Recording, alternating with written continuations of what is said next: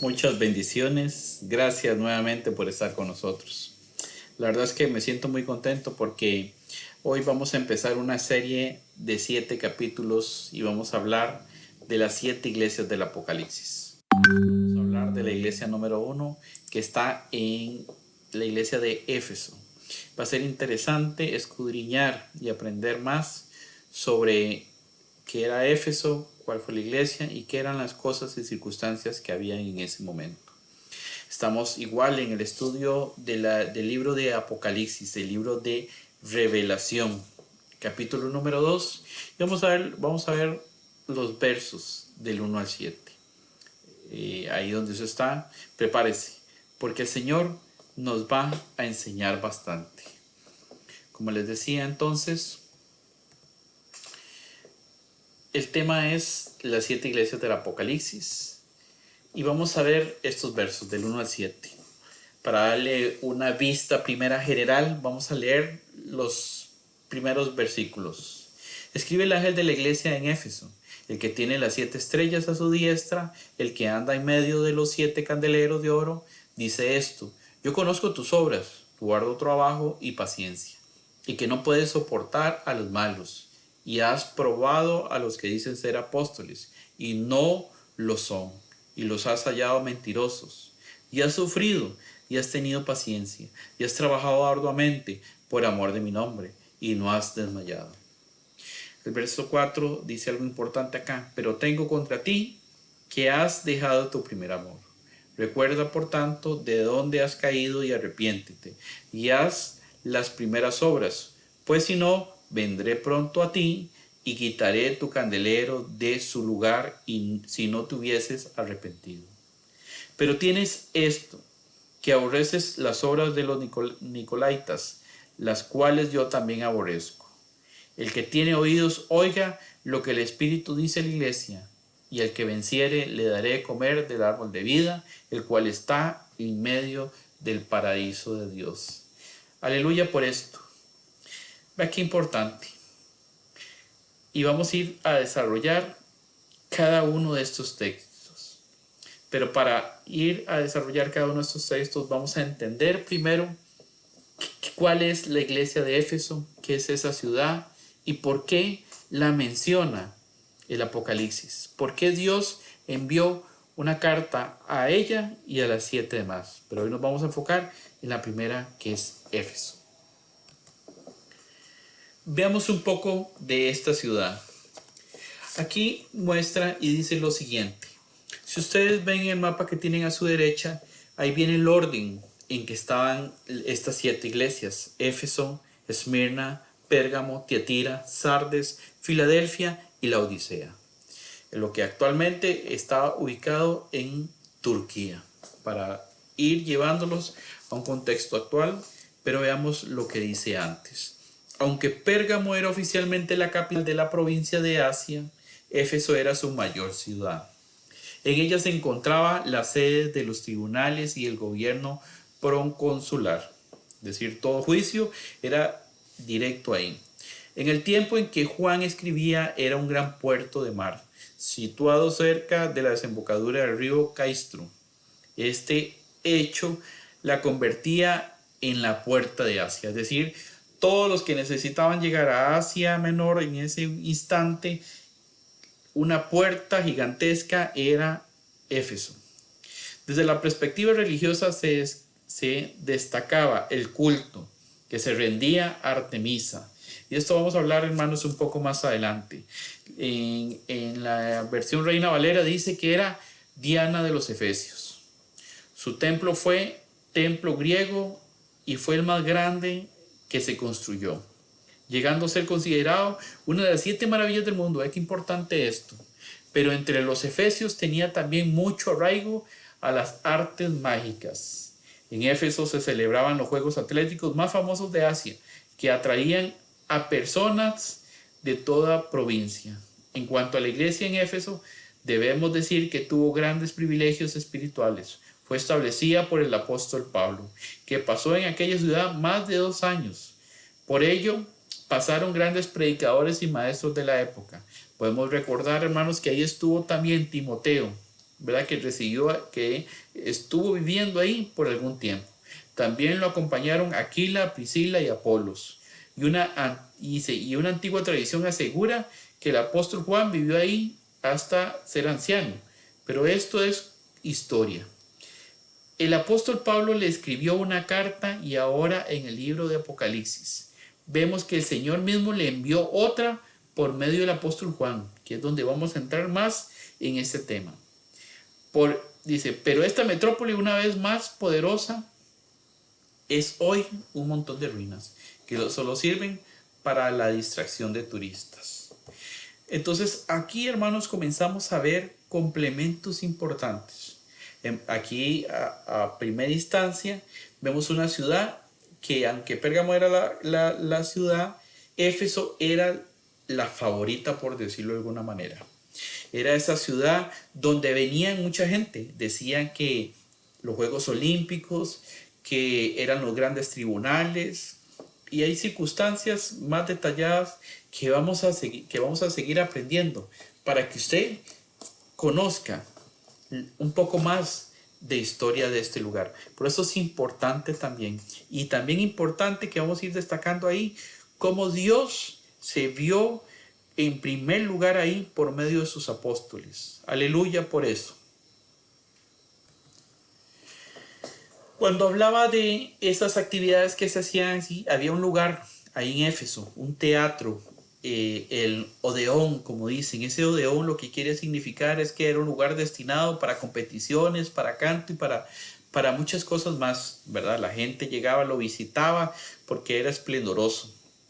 Actualmente son esas ruinas que ustedes ven en esa imagen.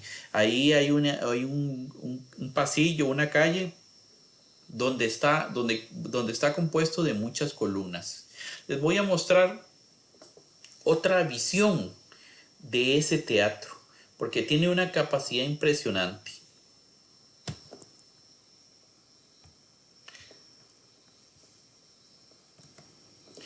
¿Qué es esta?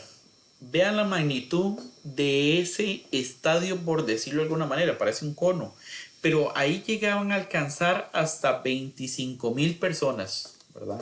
Un estadio acá que hay en este país, en este hermoso país, que es muy conocido, ¿verdad? Que es de un campeón actual, apenas alberga 23,000 personas. Este tenía la capacidad de 25,000. Entonces ahí se hacían grandes eventos, grandes cosas que atraían, ¿verdad?, a muchas personas de muchas partes. Veamos un poco más. Ven ustedes a su izquierda un edificio que era antes, en esos tiempos. Dice, en Éfeso se encuentra una de las bibliotecas para grandes del mundo, las más grandes del mundo. Dice, se levantó en el año 114 por el hijo Celso y llegó a contener unos 12,000 manuscritos colocados en nichos a lo largo de los diferentes muros. Habíamos hablado nosotros que ese templo que ustedes ven ahí, que tienen muchos muros, era de esta diosa Diana, Artemisa, ¿verdad? Y hay muchas cosas interesantes que vamos a ir viendo, ¿verdad? Por ejemplo, su ubicación se convertía, ¿verdad? Habíamos dicho que era una ciudad importante, ¿verdad? Que se le había llamado, es más, se le conocía como en la feria de las vanidades antiguas del mundo. Este lugar, Éfeso, tenía ciertas distinciones políticas. ¿Por qué? Porque algo peculiar en esto es que era una ciudad independiente, una ciudad libre, aunque Roma estaba al tanto de ella, pero era independiente, por decirlo de alguna manera. Éfeso era un centro de culto, ¿verdad? Esa imagen que usted ve ahí era de esa diosa Diana de los Efesios, ¿verdad? Era impresionante porque esta estructura medía 425 pies de largo, 200 de ancho y tenía 120 columnas. Y fíjese usted que cada columna de esas mide 20 pies de altura, ¿verdad? Las cuales estaban cubiertas o incrustadas en oro, ¿verdad? Entonces, por eso y esas cosas, ¿verdad? Esas cosas de construcción fue llamada una de las 7 maravillas del mundo, ¿verdad? Para decirles un poco más de lo que es Éfeso en aquel tiempo, la población de Éfeso era muy mezclada.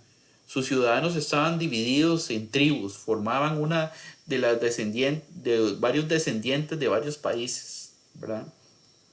Y aquí donde sale a mencionar también de que al verse poblada ese lugar era un atractivo turístico inmenso. Era un gran atractivo porque como personas venían de otras partes, ¿verdad? Y querían ver esa de las 7 maravillas, querían ver. Resulta que esta Diana, ¿verdad? Ahí habitaban sacerdotisas, en teoría, que también es conocida esta Artemisa como diosa de la fertilidad. Entonces tenía sus sacerdotisas que al final vendían sus servicios, por decirlo de alguna manera, ¿verdad? Para engañar a todos los pobladores, ¿verdad? Tenían ese engaño ahí que los hacían llevar al pecado. Estas mujeres los hacían llevar al pecado a los hombres que frecuentaban ese lugar de turismo. También en sus alrededores vendían amuletos, vendían sus pociones, ¿verdad? Si quiere tener suerte para sus negocios, le vendían una poción. Si quieren ser protegidos, le vendían un amuleto. Si quieren, entonces ahí se daba mucho en ese lugar la idolatría. Era un lugar realmente idólatra, ¿verdad? Era un lugar muy concurrido, pero era muy idólatra. Por eso vimos al inicio que el Señor hace una alabanza en los primeros 3 versículos, ¿verdad? Donde dice que ellos, que le aplaudían, por decirlo de alguna manera, que ellos escudriñaban la palabra y no venía de cualquiera que les dijera las cosas a la iglesia de Éfeso, a cualquiera que le dijera alguna prédica, lo creían, no, porque ellos pesaban con la palabra de Dios. Y aquí es donde entra un factor muy importante, que es Pedro en Éfeso. Para decirles algo, perdón, Pedro no, Pablo. Para decirles algo, Pablo en Éfeso fue uno de los lugares que más se mantuvo ahí, que más estuvo ahí, que más estuvo edificando la iglesia. Ustedes van a leer en el libro de Hechos, capítulo 18, 19 y 20, la obra que Pedro hacía en ese lugar. En compañía con Timoteo, en compañía de Aquila, Priscila, de Apolos también. Cuando Pablo se fue de ese lugar, no querían que se fuera, pero bien, es parte de esta historia que estamos viendo, es parte de la realidad que existía en ese momento. Entonces se darán cuenta ustedes la importancia que tenía el mandato de Dios a enviar a uno de sus mayores discípulos, apóstoles, que era el apóstol Pablo, y predicaba constantemente la palabra de Dios. Ahí se convirtieron un montón de personas a Cristo. Y los que vendían esos amuletos lo querían sacar de ahí. Lo golpeaban también porque les estaba quitando el negocio al diablo de vender esos amuletos. Ve qué interesante cómo vamos aprendiendo nosotros de esto. A veces damos una vista general de todo esto, pero vea la importancia de lo que conlleva esto, del enviado de Dios y por qué vemos que Éfeso, Dios mandó una carta a Éfeso, así como a las otras 7 iglesias. Veamos más de lo que tiene esta palabra. Vemos también aquí de lo que actualmente es un centro turístico, ¿verdad? Donde vienen muchas personas. Pero vamos ahora a entrar al análisis de la palabra. Vamos al verso 1 donde dice: escribe al ángel de la iglesia en Éfeso, el que tiene las 7 estrellas a su diestra. Y cuando el Señor dice que tiene las 7 estrellas de su iglesia, es que dice tiene las 7 estrellas, es porque está hablando de la iglesia, que está en la mano de Dios, bajo la cobertura de nuestro Padre Celestial, ¿verdad? Y también dice que Él anda en medio de las 7 candeleros de oro. Y dice esto, ¿verdad? Entonces, recordemos, las 7 estrellas aquí vienen a representar a los ministros o mensajeros, como dice en Mateo 11:10, que envió a sus mensajeros. En Lucas 7:25 hace la mención que mandó a sus mensajeros también. y habla de que esa carta la envió a los representantes de cada iglesia. Envió a los representantes de cada iglesia porque traía ese mensaje de verdad, traía esa realidad que necesitaban saber. Dios ama a la iglesia. Por eso dice que está a su diestra, en su mano, protegida. Recuerde que Dios va a venir por su pueblo santo, por su iglesia santa. Y Él hace un llamado aquí también. Los candeleros representan a esa iglesia, a nuestra congregación, a donde usted se congrega, nosotros como hijos de Dios. Esta palabra está diciendo el Señor, dice en su diestra. Él anda en medio, viendo las obras de cada uno. También dice, ve qué importante esto, yo conozco tus obras, tu arduo trabajo y la paciencia en que dice y que no puedes soportar a los malos. Y has probado a los que dicen ser apóstoles y no lo son, y han sido hallados mentirosos. Y has sufrido y has tenido paciencia y has trabajado arduamente por amor de mi nombre y no has desmayado. Y es que en la actualidad hay muchas o muchos que se quieren vestir o que quieren aparentar ser ovejas, hermanos. Pero no es así. Hay que tener cuidado de dónde recibimos la palabra. Hay que revisar la doctrina que usted está recibiendo. Por eso es importante. Recuerde que el Señor conoce nuestros corazones. El Señor conoce nuestra vida. Y eso me lleva a mí a un salmo. Al Salmo 139. Y vamos ahí para ver más un poco de esto. Ahí en el Salmo 139 hay una expresión, es un salmo de David. Y dice, oh Jehová, tú me has examinado y conocido, dice. Tú has conocido mi sentarme y mi levantarme, has entendido desde lejos mis pensamientos. Has escudriñado mi andar y mi reposo, y todos mis caminos te son conocidos. Pues aún no está la palabra en mi lengua, y aquí, oh Jehová, tú la sabes toda. Detrás y delante me rodeaste, y sobre mí pusiste tu mano. Tal conocimiento es demasiado maravilloso para mí. Dios conoce nuestro corazón.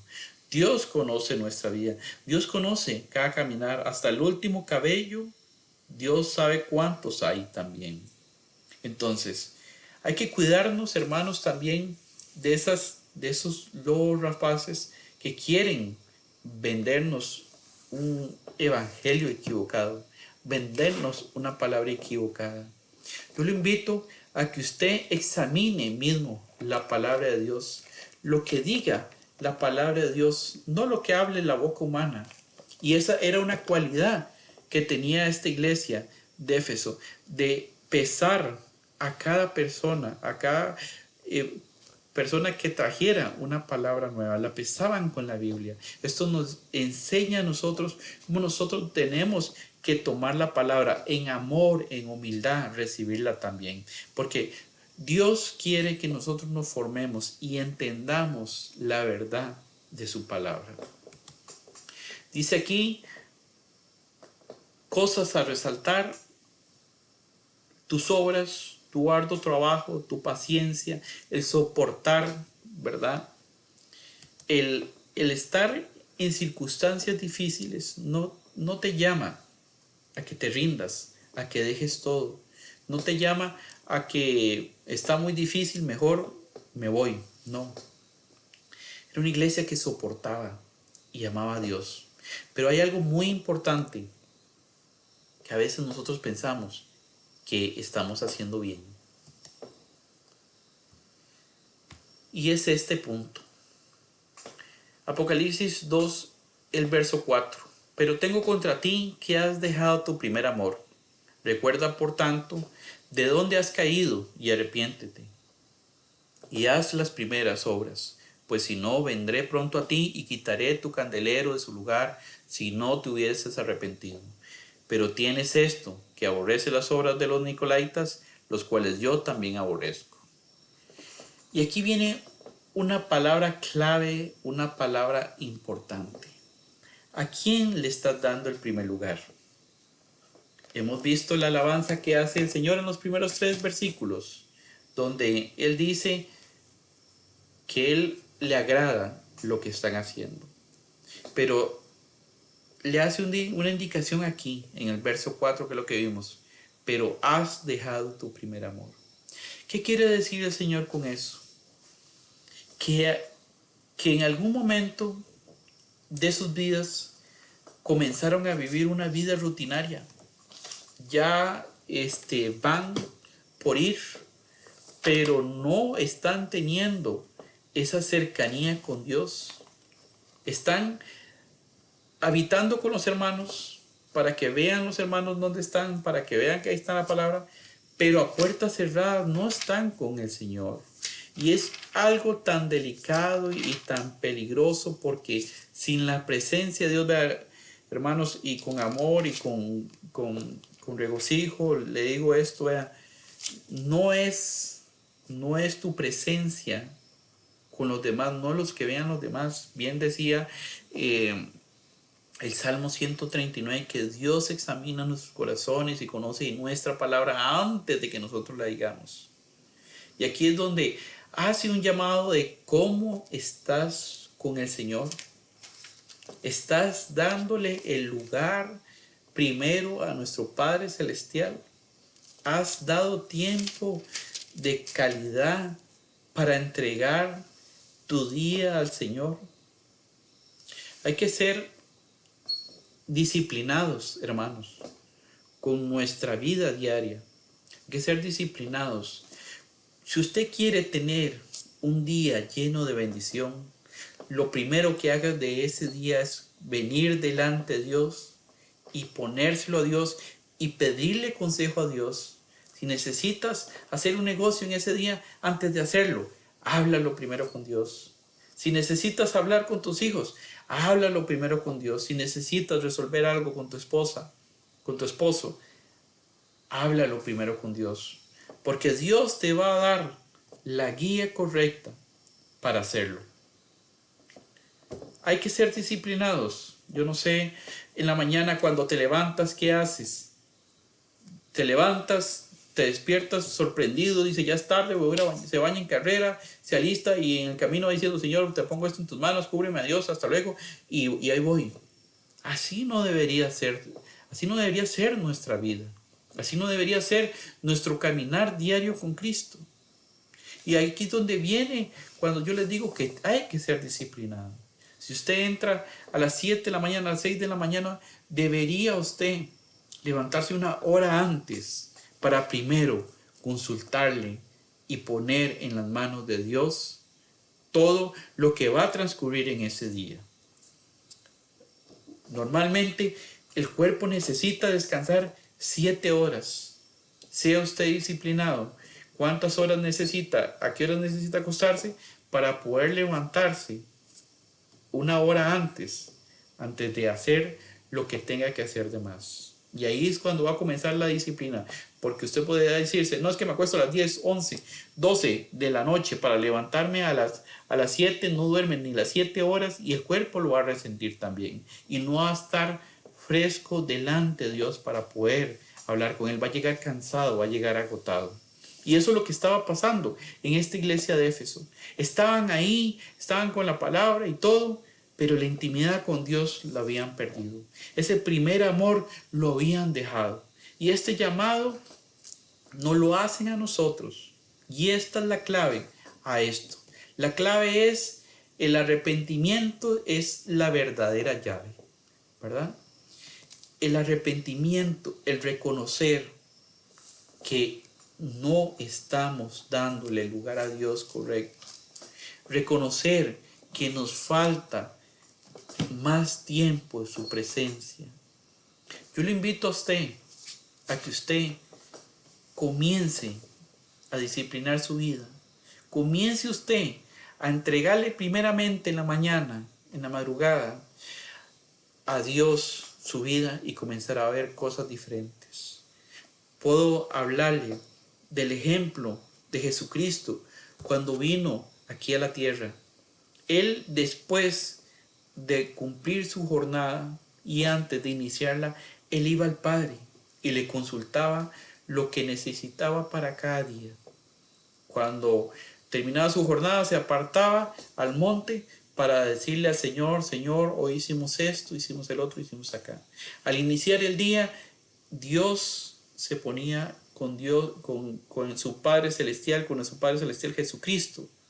Le va a oración a su Padre para decirle: Señor, voy a comenzar el día, pero lo quiero comenzar contigo. Ese ejemplo nos lo dejó a nosotros para que nosotros los siguiéramos, para que nosotros tomáramos esa guía correcta de venir primero al Padre. Y ustedes ya sabrán lo que pasó luego. Milagros, prodigios, toda cosa increíble hizo Jesucristo cuando estuvo, porque fue movido con el Espíritu Santo, fue movido por Dios, por su intimidad. Vuelvo a recalcar esto.